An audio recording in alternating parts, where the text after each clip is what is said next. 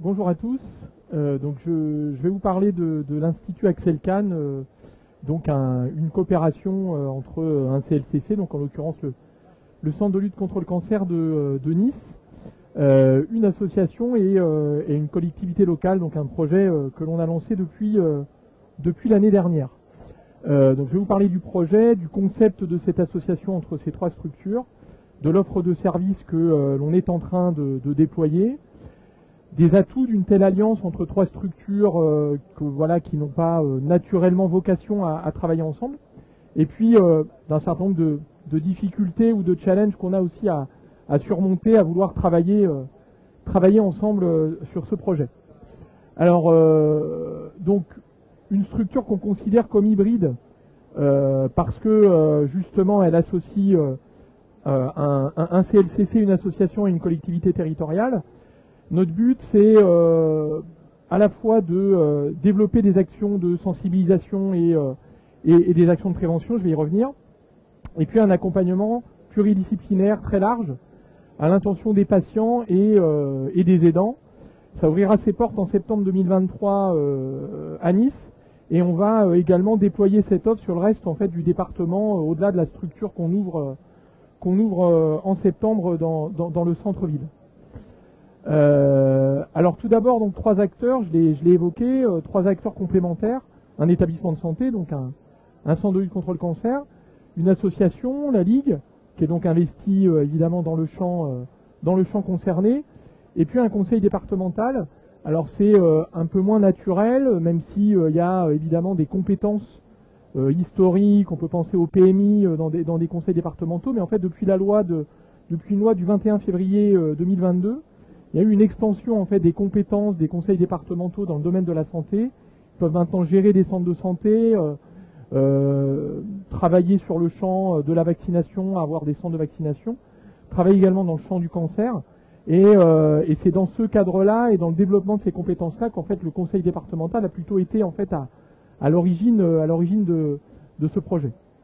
Alors le deuxième élément clé, c'est le fait qu'on ait des actions coordonnées et une logique de mutualisation. Donc on n'est pas simplement sur un projet qu'on conduit en commun, mais on met en place réellement une gouvernance commune d'une structure, une offre de service qu'on a pensée ensemble et qu'on travaille ensemble. Donc on arrive chacun avec nos savoir-faire, nos compétences, nos professionnels, et l'idée c'est de savoir comment ils vont pouvoir proposer cette offre ensemble dans un lieu en commun, mais aussi de l'augmenter au travers des potentiels qu'on va pouvoir créer.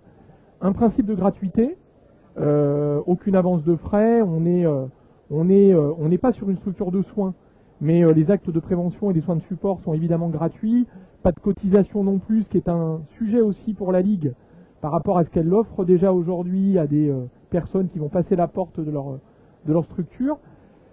Un point qui nous semblait important, c'est un tiers-lieu. Les patients, les aidants qui vont venir dans cette structure ne vont pas passer les portes d'un centre de lutte contre le cancer, vont pas passer les portes de la Ligue, vont pas aller dans une structure administrative du conseil départemental, ils vont venir sur un tiers-lieu qu'on va investir pour pouvoir avoir un guichet unique et décliner cette offre de service. Et puis ça se complète avec une logique d'aller vers, puisqu'au-delà de la structure qu'on ouvre en centre-ville, on démarre le mois prochain en fait des journées dans les vallées en fait. Pour ceux qui connaissent la région, il y a évidemment une forte concentration urbaine sur le littoral, mais après il y a ce qu'on appelle un arrière-pays avec des habitants, des communes qui sont très éloignées d'un centre-ville et des structures de soins. Et donc l'idée c'est d'avoir à la fois demain une cabine de visio ou plusieurs cabines de visio dans la structure, mais aussi d'aller sur place décliner cette offre de service. Alors, quelle offre de service? Je l'ai un peu évoqué, et je vous ai remis dans la slide pour chacun des services qu'on va proposer, qui va les décliner, pour bien vous montrer qu'effectivement on est bien sur une logique croisée. L'idée c'est d'avoir déjà donc un guichet unique.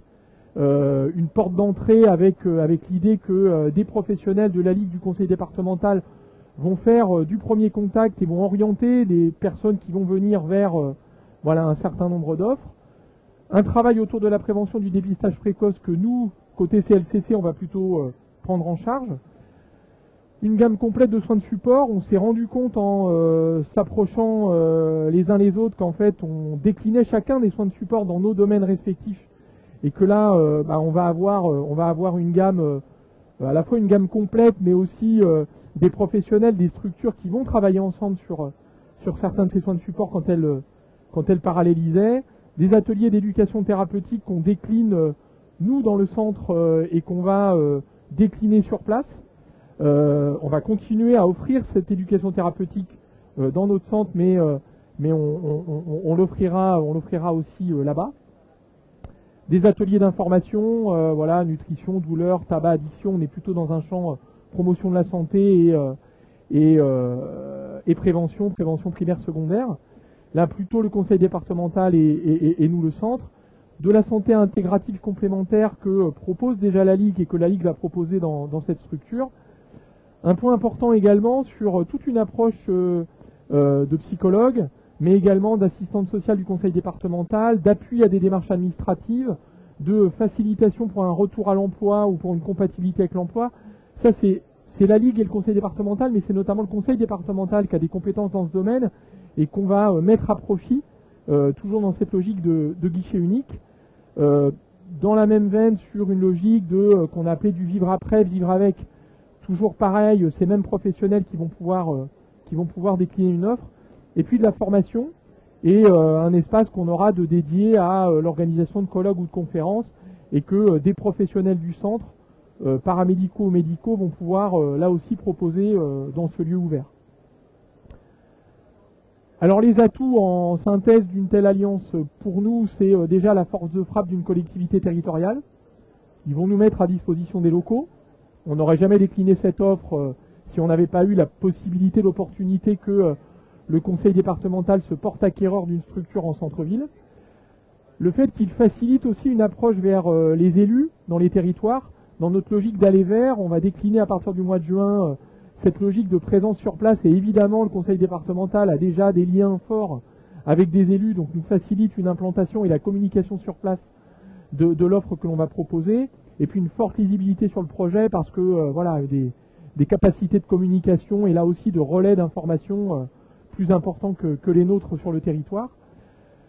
L'idée qu'on puisse sortir d'une logique de juxtaposition, je l'ai un peu évoqué, avec l'idée qu'on soit qu'on s'hybride, qu'on sorte un peu chacun les uns les autres de notre champ de compétences traditionnelles. Pour nous, par exemple, on est déjà et on est incité à aller sur plus de prévention, et évidemment ça nous invite à travailler, à réfléchir à comment aller plus loin avec nos partenaires.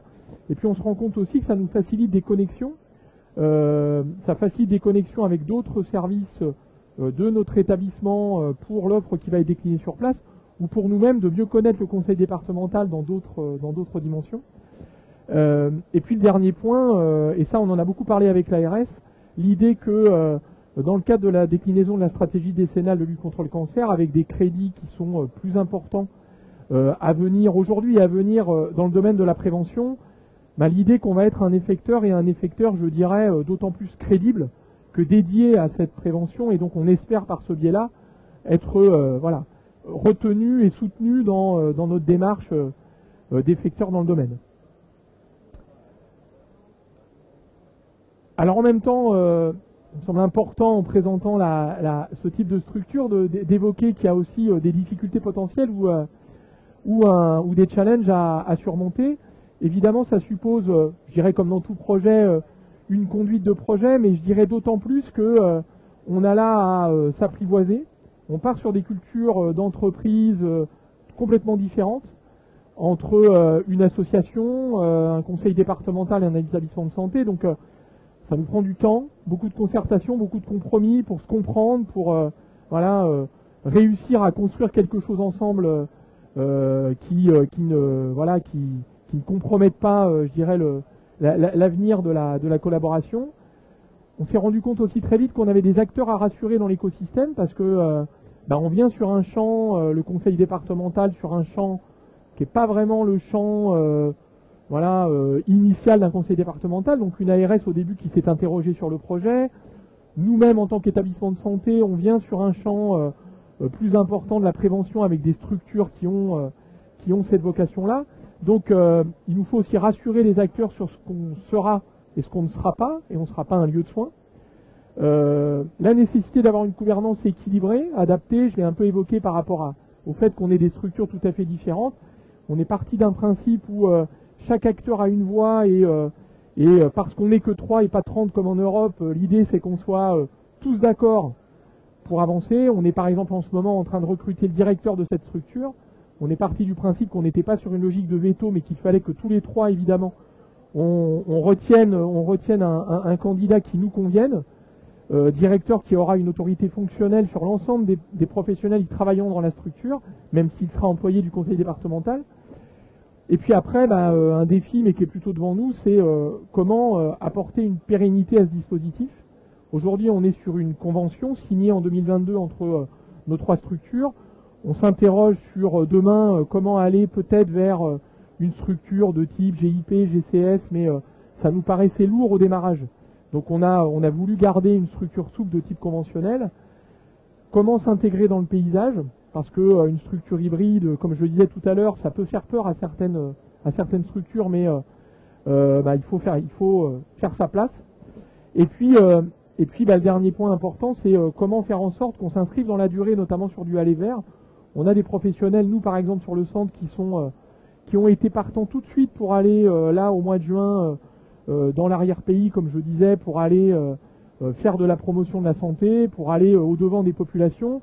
Mais l'idée de le faire tous les mois, avec des temps de trajet importants, c'est trouver effectivement sur la durée la capacité à répondre à une demande existante, et peut-être à une demande, si elle est assez peu présente, qui peut être démobilisante, parce que on se déplace sur une commune et on ne sait pas au jour le jour si ça va répondre effectivement à un besoin effectif. Donc c'est plutôt un défi, mais un défi qui est devant nous.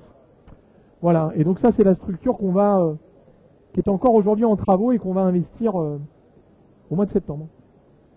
Voilà.